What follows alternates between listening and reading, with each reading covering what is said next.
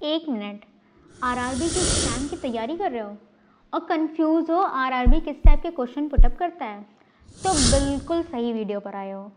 नमस्कार, स्वागत है आप सभी का मेरे इस यूट्यूब चैनल पर। तो आज के इस वीडियो में हम आरआरबी लैब सुपरिटेंडेंट के प्रीवियस ईयर क्वेश्चन पेपर को सॉल्व करने वाले हैं। इससे पहले मैंने आरआरबी लैब असिस्टेंट के प्रीवियस ईयर क्वेश्चन पेपर को सॉल्व कर रखा है। अगर आपने वो वीडियो नहीं देखी तो उस वीडियो का लिंक आपको नीचे डिस्क्रिप्शन पर और ऊपर आई बटन पर मिल जाएगा, तो ज़रूर देखें। तो चलिए बिना किसी देरी के शुरू करते हैं हम अपनी इस वीडियो को। तो ये रहा हमारा पहला question. Microbes living in complete harmony in the host without causing any damage are known as. मतलब ऐसे माइक्रोब जो कि होस्ट के ऊपर रहते हैं बट उन्हें कोई भी डैमेज नहीं कॉज करते हैं, उन्हें हम क्या कहते हैं? पैथोजन, माइक्रोब्स, कमेंसल्स या विरुलेंट ऑर्गेनिज्म। तो इसका सही आंसर है option number third, that is commensals. Commensals को हम न्यूट्रल रिलेशनशिप के नाम से भी जानते हैं।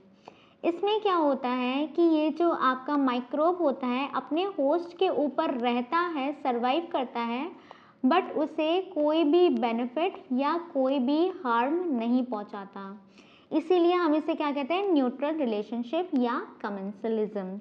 Next, name the anticoagulant present in the tube as shown in the image. तो इस एंटीकोगुलेंट के बारे में मैक्सिमम हर एग्जाम में क्वेश्चन पुटअप किया जाता है। तो इस एंटीकोगुलेंट का नाम क्या है? आपको ज़रूर पता होगा। Answer number A, that is sodium citrate. Next, the balance use to measure near accurate value is. तो ऐसा कौन सी चीज़ है जिससे हम नियरली एक्यूरेट बैलेंस को मेजर करते हैं? तो इसका सही आंसर क्या है? Answer number third. ठीक है। Next, the arrow mark point to which part of analyser as shown in the image. मतलब ये जो पार्ट है इसको हम क्या कहते हैं? स्विच प्लेट ना, डिस्प्ले ना, प्रिंटर ऑफकोर्स नॉट। तो आंसर क्या है? The probe in which the sample is introduce. ये आपका क्या है? सेमी ऑटो एनालाइजर है। ठीक है, तो इसका करेक्ट आंसर क्या है? Option number fourth. Next, when drawing blood from a patient which is the key consideration to avoid pre-analytical error। मतलब जब भी हम ब्लड पेशेंट से लेते हैं तो प्री एनालिटिकल एरर को रोकने के लिए हमें क्या करना चाहिए?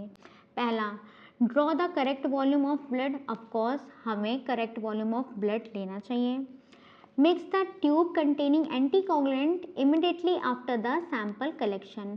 मतलब जैसे ही हम ब्लड लेते हैं एंटीकोगुलेंट फाइल में हमें उसे इमिडिएटली मिक्स करना चाहिए जिससे कि आपका ब्लड और एंटीकोगुलेंट प्रॉपरली मिक्स हो जाए। Next, allow at least 20 minutes for blood clotting to get serum. अगर आपको सीरम चाहिए तो एटलीस्ट 20 मिनट्स के लिए आपको ब्लड को क्लॉट करना ज़रूरी है। तो ये सारे हमें फॉलो करने हैं। तो इसका करेक्ट आंसर क्या होगा? Option number fourth, that is all of the above. Next, name the part marked by the arrow as shown in the image. तो सबसे पहले ये क्या है? ये आपका फुल्ली ऑटो एनालाइजर है। ठीक है, तो ये जो चीज़ दिखा रहा है ये आपका क्या है? ये पूछा गया है। इसको मैं थोड़ा सा और जूम कर देती हूँ, अब अच्छे से दिख रहा होगा। ठीक है, तो पहला रिएजेंट ट्रे है, सैंपल प्रोब है, क्यूवेट है या रिएक्शन ट्यूब है। तो ऑफकोर्स आप लोगों को पता होगा ये एक टाइप का प्रोब है। अब यहाँ पर प्रोब आपको कंफ्यूज ना करना पड़े तो ये भी नहीं पूछा है कि रिएजेंट प्रोब है कि सैंपल प्रोब है, क्योंकि इसमें एक ही प्रोब लिखा है। किस टाइप का? Sample probe. तो इसका करेक्ट आंसर क्या है? Option number second, that is sample probe. Next, which sample is not suitable for electrolyte analysis. अगर आपको इलेक्ट्रोलाइट एनालिसिस करनी है तो उसके लिए कौन सा अप्रोप्रिएट सैंपल नहीं है? बिल्कुल हम उसे यूज़ ही नहीं कर सकते हैं। पहला, haemolyse sample, serum sample, whole blood with heparin या आर्टीरियल ब्लड। तो इसका करेक्ट आंसर है option number A, that is haemolysed sample. Haemolysed sample में क्या होता है? आपकी जो आरबीसीज होती हैं वो ब्रेक डाउन हो जाती हैं और सोडियम पोटेशियम का जो लेवल होता है वो मेंटेन नहीं हो पाता है, जिससे कि हीमोलाइज सैंपल में आपका पोटेशियम का कंसंट्रेशन ज़्यादा बढ़ा हुआ आता है। ठीक है, तो इसका करेक्ट आंसर क्या है? Option number A, that is haemolysed sample. Next, identify the instrument shown in the image. तो इसको देख करके क्या लग रहा है कि ये क्या है? अगर आप लोगों ने एलाइजा पढ़ा होगा तो उससे आपको बिल्कुल पता चल जाएगा ये क्या है। तो इसका सही आंसर है एलाइजा रीडर। तो यहाँ पर आप लोगों को 96 बेल्स दिख रही होंगी जो कि हम एलाइजा के लिए यूज़ करते हैं, और इसको हम कहाँ पर रख रहे हैं? एलाइजा रीडर में। ठीक है, तो इसका करेक्ट आंसर क्या है? Option number second. Which is the best choice of automatic analyser? Best automatic analyser कौन सा है nowadays? Continuous flow analyser, random access analyser, semi auto analyser या बैच एनालाइजर? सेमी आज के ज़माने में इतना, अगर आपकी बड़ी लैब है तो सेमी ऑटो एनालाइजर हम नहीं यूज़ कर रहे हैं अगर हमें बहुत ही ज़्यादा अमाउंट में टेस्ट को रन करना है। ठीक है, तो इसका सही आंसर है option number second, that is random access analyser. हम कोई भी टेस्ट रेंडमली स्टैट पे या रेंडमली टेस्ट कोई भी सेलेक्ट करके हम टेस्ट को रन कर सकते हैं। तो सही बेस्ट चॉइस क्या है आपकी? Second one. ठीक है, next, the disinfectant commonly applied on the site of blood collection is? Of course answer number A, that is 70% ethanol. ठीक है, next, synovial fluid is collected from joint, pericardium, pleural cavity या abdomen? Of course answer number A, that is joints. Which one of the following does not include routine liver function test? ये तो आपको पता ही होगा, इसका answer आप सब comment में बताइए। The reagent used in the estimation of bilirubin is? Bilirubin को अगर हमें एस्टिमेट करना है तो हम कौन सा रिएजेंट यूज करते हैं? Answer number third, that is Dizo reagent. Next, hormone essay using immuno essay technique require all except? अगर हमें हार्मोन एसे करना है तो हमें किस किस चीज़ों की ज़रूरत होती है? ठीक है, और किस चीज़ की ज़रूरत नहीं होती है? इसमें पूछा है एक्सेप्ट, किसकी ज़रूरत नहीं होती? सीरम सैंपल की ज़रूरत होती है, कैलिब्रेटर की ज़रूरत होती है, वॉशिंग सॉल्यूशन की ज़रूरत होती है, बट टैप वाटर की ज़रूरत नहीं होती। तो इसका करेक्ट आंसर क्या है? Option number 4। Next, Which one of the following test does not form part of glucose tolerance test? Simple सा है, आपका जो भी जिसमें ग्लूकोज दिख रहा है उसको टिक कर देना है, जिसमें नहीं दिख रहा है उसको हटा देना है, एक्सक्लूड कर देना है। तो इसमें पूछा है नॉट, ठीक है, नॉट, एक्सेप्ट, ये सब ध्यान दिया करिए। ठीक है, तो ग्लूकोज टॉलरेंस टेस्ट का पार्ट नहीं है। कौन सा नहीं है?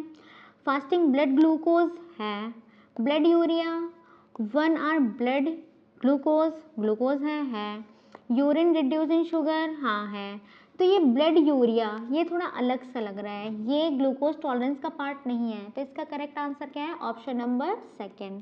ठीक, next, uniced blood sample taken for blood analysis या blood gas analysis should be analysed within? अगर हम अनआइज्ड ब्लड सैंपल ले रहे हैं ब्लड गैस एनालिसिस के लिए तो उसको हम कितनी देर में एनालाइज कर सकते हैं या कर लेना चाहिए? तो उसका आंसर है option number second, that is 30 minutes के अंदर हमें एनालाइज कर लेना चाहिए। Next, acid phosphatase estimation is done in the disease related to? ACP आपको किस डिजीज में एस्टिमेट करना चाहिए, किस डिजीज के लिए हेल्पफुल रहता है? तो इसका सही आंसर है option number third, that is prostrate. Next, cerebrospinal fluid या CSF sample are collected by? तो ये किसके द्वारा कलेक्ट किया जाता है? क्या लैब टेक्नीशियन कलेक्ट करता है, फिजिशियन कलेक्ट करता है, नर्स स्टाफ कलेक्ट करता है या वार्ड बॉय कलेक्ट करता है? तो जब हम ट्रेनिंग करते थे तो हमारे टाइम पे इनमें से कोई भी कलेक्ट नहीं करता था, सिर्फ और सिर्फ फिजिशियन कलेक्ट करते थे। ठीक है, तो इसका सही आंसर क्या है? Option number second, that is physician. Next, the normal level of reticulocytes in adult is? Option number second, that is 0.5 to 2.5%। यहाँ पर यूनिट ज़रूर याद रखिएगा हर नॉर्मल रेंज में। ठीक है, next, normal range of packed RBC या packed cell volume PCV। ठीक है, तो नॉर्मल रेंज इसकी क्या है? कमेंट में बताइए। Next question, simultaneously presence of anaemia, leukaemia and thrombocytopenia is known as? तीनों का साथ में प्रेजेंट होने को हम क्या कहते हैं? इसका आंसर है पैनसाइटोपेनिया, जिसमें आपका RBC, WBC और प्लेटलेट्स तीनों का लेवल नॉर्मल रेंज से कम हो जाता है, तो हम उसे क्या कहते हैं, पैनसाइटोपिनिया।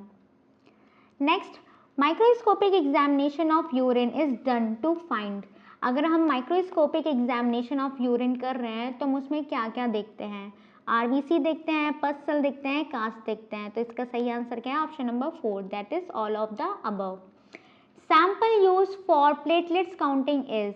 अगर हमें प्लेटलेट्स की काउंटिंग करनी है तो हम कौन सा सैंपल लेंगे, सीरम लेंगे, प्लाज्मा लेंगे, साइट्रेटेड ब्लड लेंगे या EDTA लेंगे। तो of course option number 4 is correct, that is EDTA। ठीक है। नेक्स्ट, अब normal proliferation of haematopoietic cells is known as.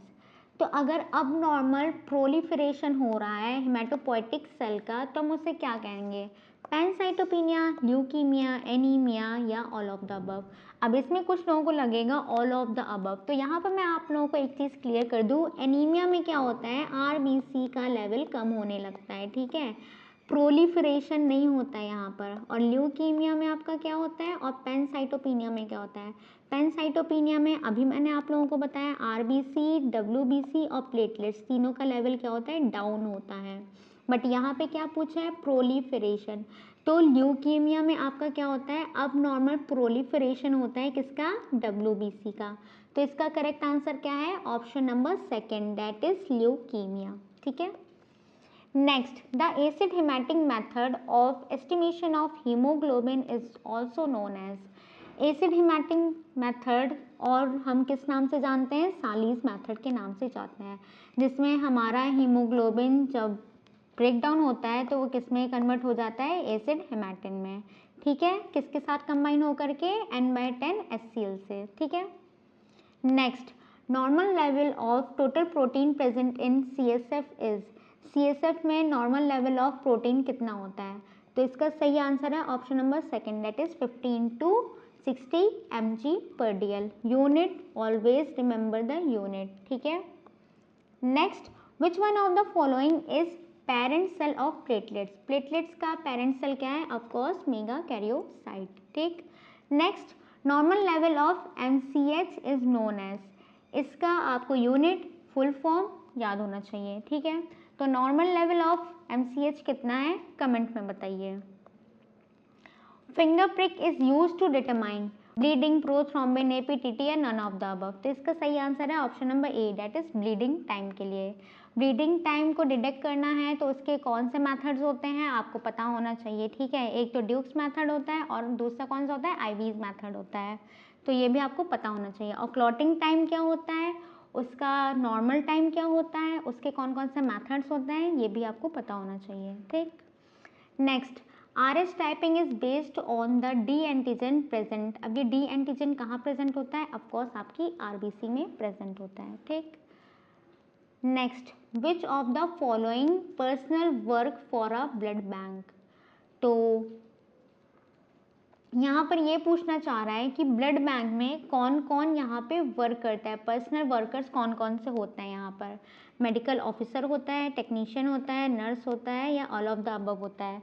तो जब मैं एम्स में वर्क करती थी, मेरी भी पोस्टिंग ब्लड बैंक में ही लगी थी, एम्स के ब्लड बैंक में, तो वहाँ पे हमारे मेडिकल ऑफिसर्स भी थे, टेक्नीशियंस भी थे, नर्स भी थे और डॉक्टर भी थे। तो इसका सही आंसर क्या है, ऑल ऑफ द अबव। ठीक है, ब्लड बैंक सिर्फ और सिर्फ टेक्नीशियन से या मेडिकल ऑफिसर से नहीं चलता है, यहाँ पे हमें सबको रिक्वायरमेंट होती है। तो इसका सही आंसर क्या है, all of the above. Next, which one of the following does not include in blood bank register. तो ब्लड बैंक का रजिस्टर है, उसमें क्या क्या इंक्लूड होता है और क्या क्या इंक्लूड नहीं होता है, तो नहीं वाला हमें बताना है। डोनर रजिस्टर ऑफकोर्स होता है, स्टॉक रजिस्टर ऑफकोर्स होता है, और mail female register, issue register. तो ये तीनों रजिस्टर तो होते हैं, बट मेल फीमेल रजिस्टर ये क्या है, ये हमारे ब्लड बैंक में नहीं होता है। तो इसका सही आंसर क्या है, option number 3, that is male female register. Next, which one of the following does not include criteria for blood donor. First, age between 18 to 15 year, haemoglobin more than 12.5%, monthly blood donation allowed, weight more than 45 kg। तो इन सब में हमें third थोड़ा वो लग रहा ना wrong, क्यों? क्योंकि यहाँ पर लिखा है मंथली ब्लड डोनेशन अलाउड, तो मंथली ब्लड डोनेशन अलाउड नहीं होता है, एवरी 3 मंथ्स आपको ब्लड डोनेशन करने के लिए अलाउ होता है।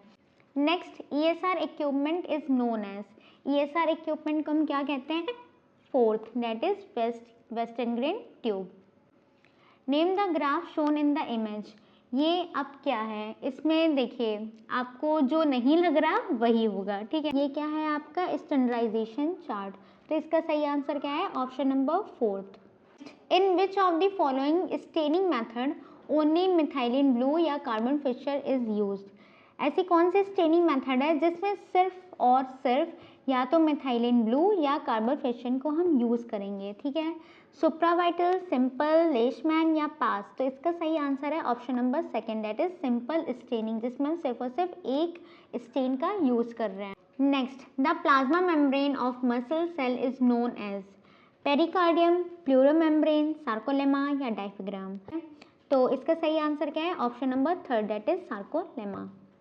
Next, cerebrospinal fluid flows through the, cerebrospinal fluid कहाँ से फ्लो होता है? That is subarachnoid space. Next, which one of the following is not a lymphoid organ, lymphoid organ जब भी आप पढ़ेंगे तो आपको प्राइमरी लिम्फॉइड ऑर्गन और सेकेंडरी लिम्फॉइड ऑर्गन के नेम आपको पता होना चाहिए, तो यहाँ पे पूछा है कौन सा नहीं है, थाइमस, लिवर, बोन मैरो या लिम्फ नोड, तो इसका सही आंसर है option number second, that is liver. A specific molecule that binds to a receptor is called a dash of the receptor, तो इसका सही आंसर है answer number third, that is ligand. Next, which one of the following does not include the maintenance of biosafety cabinet, biosafety cabinet में जब भी हम work करते हैं तो उसको मेंटेन करने के लिए हमें क्या नहीं करना चाहिए? Should not be loaded with unnecessary item, ठीक है, हमें अननेसेसरी आइटम से उसे लोड नहीं करना चाहिए। रेगुलर डिकंटामिनेशन करना चाहिए। Work can be done near the front of the cabinet, तो कैबिनेट के सामने वर्क करना चाहिए? नहीं। Avoid bringing hand and arms out of the cabinet while working, जब भी आप कैबिनेट के अंदर काम कर रहे हैं तो अंदर बाहर आपको बार बार अपने हाथों को नहीं करना है, ठीक है। जब आप वर्क कर रहे हैं तो मेक श्योर कि आपके दोनों हाथ कैबिनेट के अंदर हों, ठीक है। तो यहाँ पर आपको फर्स्ट करना चाहिए, सेकंड भी करना चाहिए और थर्ड भी करना चाहिए, बट क्या नहीं करना चाहिए कि आपको कैबिनेट के सामने काम नहीं करना है, इनफैक्ट आपको कैबिनेट के अंदर वर्क करना है, ठीक है। तो इसका सही आंसर क्या है? Option number third, that is work can be done near the front of the cabinet. Next, which section of a clinical laboratory deal with the assessment of different cells in the blood? Biochemical analysis, hematology, serology या specimen collection, तो यहाँ पे blood cells के बारे में पूछा है, तो ब्लड सेल्स किसके अंदर में आता है? हेमाटोलॉजी के अंदर, ठीक। Next, which of the following record should be written in a laboratory? Quality control record, instrument maintenance record, blood donor record, all of the above, तो इसका सही आंसर क्या है? All of the above.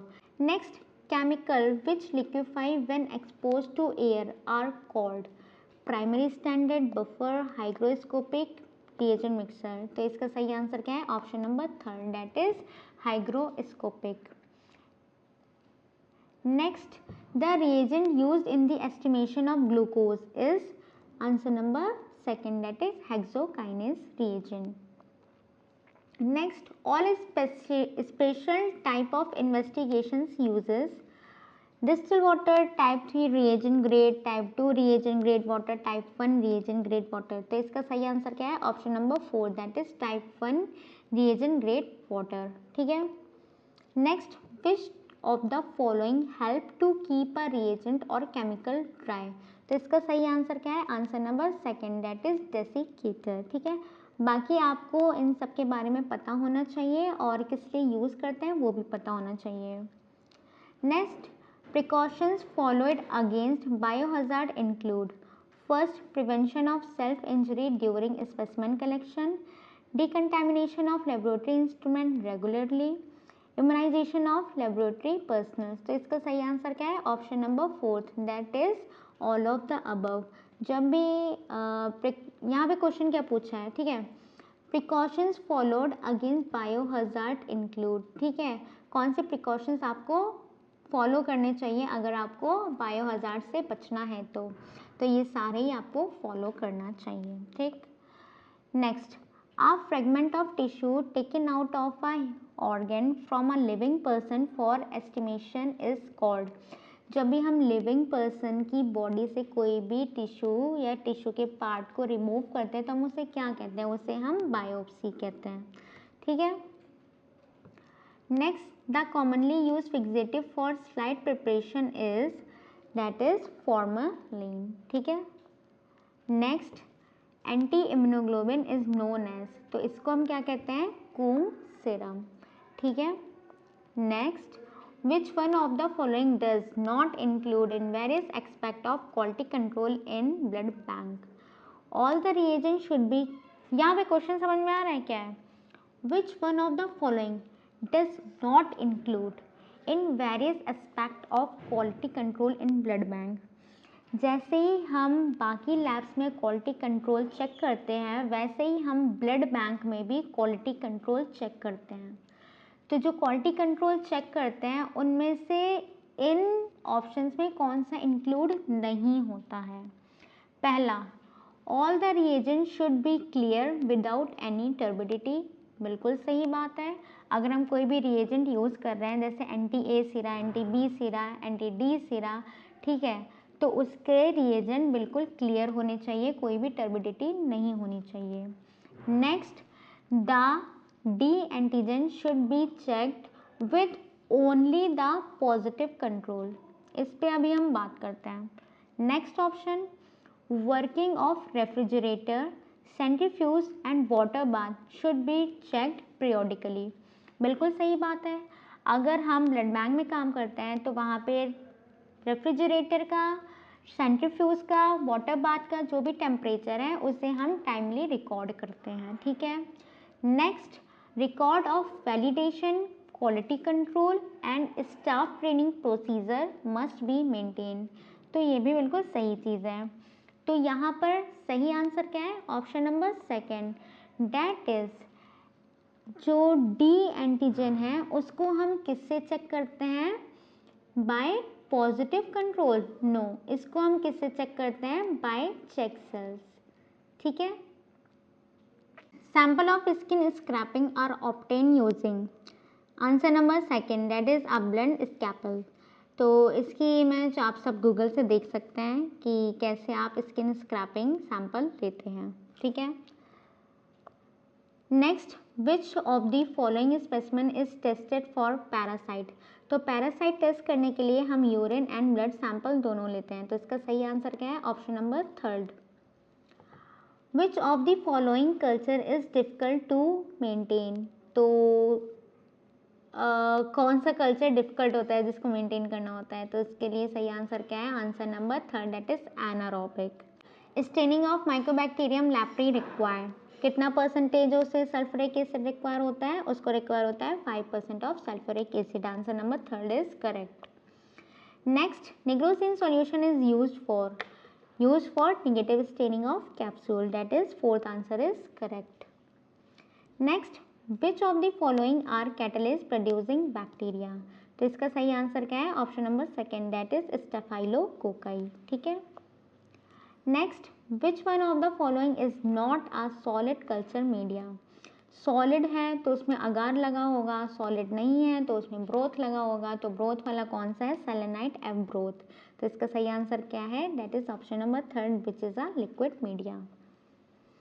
Next, which one of the following is not the characteristic of BACT system, microbiology में आप लोगों ने BACT alert या BACT सिस्टम पे वर्क किया होगा, तो इनमें से इसका कौन सा कैरेक्टरिस्टिक नहीं है, तो इसका सही आंसर है answer number four, that is biochemical analysis result are not display, ठीक है, ये डिस्प्ले होता है, बाकी सब ऑप्शंस आपके करेक्ट हैं, मतलब वो सारे कैरेक्टरिस्टिक हैं, फोर्थ आंसर आपका कैरेक्टरिस्टिक नहीं है, ठीक है।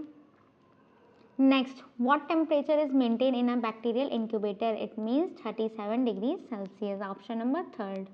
The device which maintain the set temperature in a hot air oven is called thermostat. Thermostat is related to somewhat temperature, so its correct answer is thermostat. Rice water stool is a characteristic feature of cholera. ठीक है. Next, the unit of length is, length की unit क्या है? तो metre है. ठीक है.